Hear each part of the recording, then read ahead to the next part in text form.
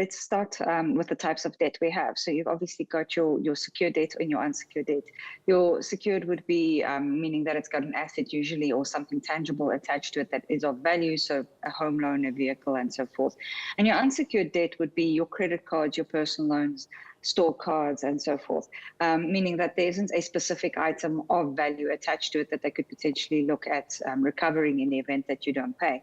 And the reality is that we see more and more that consumers have no option, but with the massive increase in the cost of living we've seen in the past 18 months, and especially in the past probably 12 months, that consumers have very little option looking at what the interest rates have done, looking at the cost of living, the inflationary impact. The consumers have not much of an option than to turn to debt in many cases for them to actually put food on the table, deciding between paying the debt that they already have, covering their living expenses. And you're right, because I was looking at the figure, I think, saying that people who earned more than 20,000 Rand a month, their debt is now 50% higher than 6 years ago. So I think very few of those people would have foreseen being in these circumstances. But the question is what to do. You're seeing a lot of adverts at the moment saying debt restructuring, debt counseling, as much as it's put across as come, let's help you, we're just going to negotiate it all for you and cut off probably 50% of what you're paying. What are the fallouts from that? Because some say that it could actually affect you in the long run, whether you're applying for credit or a job. Please explain those nitty-gritties to it. So I think it's really important to understand that debt review is not a quick fix. It's not something that is just going to overnight, take away your debt. Your debt's not going to disappear. It's not your debt that's reducing. It's your monthly installment that's reducing. That is the purpose of debt reviews, to make sure that your installment is reduced in a way where you are still honoring your debt, but freeing up that cash to make sure you can still cover your living expenses. So it all starts with the most important thing, which is right at the beginning. A budget needs to be done. An assessment needs to be done to confirm you are over indebted. And once that has been established, to then start the process of negotiating with your credit providers.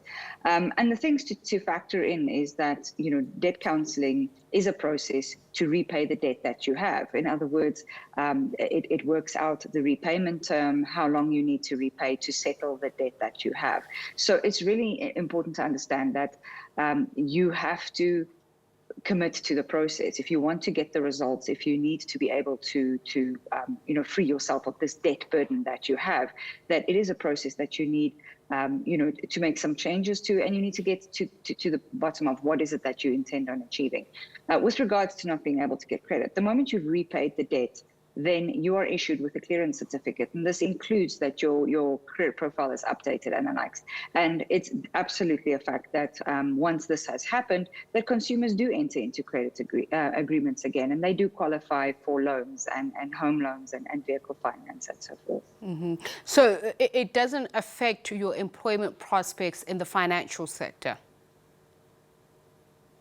It would depend on the type of responsibilities of your employment. So it's obviously there are specific roles and specific jobs, if you want to call it that, where one of the requirements might be that you might not be sequestrated or be under debt review or administration or whatever. So obviously, if you are working in an industry where, especially a financial industry, make sure that you understand what the requirements are of your specific position and your role, and whether this is one of them. We always do recommend that if you are in this kind of industry, go back to your employment contract, maybe just speak to HR and find out these little intricacies that doesn't obviously affect you. You can do your research if you're in the job market and you're looking towards a job, just to do some research and understand what are the requirements for perhaps what they call fit and proper for that specific role. Okay, but it's a very limited amount of jobs specifically.